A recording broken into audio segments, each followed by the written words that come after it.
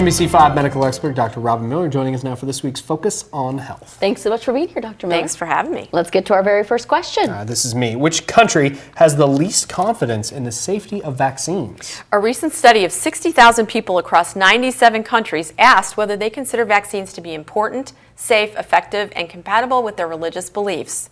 Interestingly, France, where Louis Pasteur was born, has the least confidence in vaccine safety. 41% of those surveyed disagreed with their being safe. There are 6 other countries in Europe who were in the least trusting group. These included Bosnia and Herzegovina, Russia, Ukraine, Greece, Armenia, and Slovenia.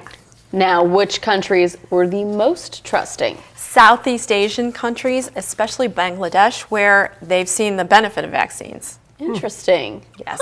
A lot of conversation over vaccines. So it's interesting to see Right. that study. Well, I think there's complacency when we've had it places for a long time and people haven't had the diseases. So. Okay. Interesting. Our second question is, how common is depression after a stroke? Very. A large Danish study of stroke patients found that during the 3 months after a stroke, survivors are about 8 times more likely to experience depression than their peers who did not have a stroke. Within 2 years, 25% of those with a stroke had a diagnosis of depression, with more than half of these diagnoses coming within the first 3 months. Okay, so what was the percentage of depression in those who didn't have a It stroke? was only 8%. So it's really important for stroke victims that the people around them look for depression and treat it promptly.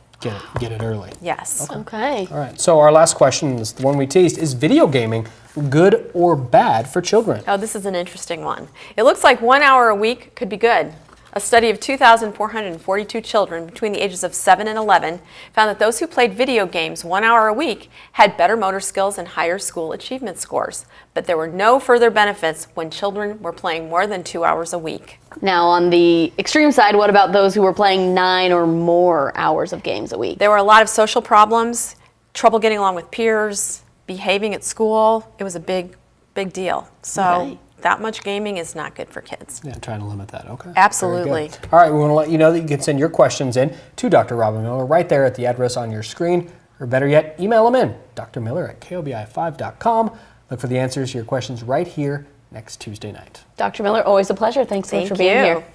Adam Colfax up next with your full weather forecast. But first, take a look at what's coming up tonight in primetime.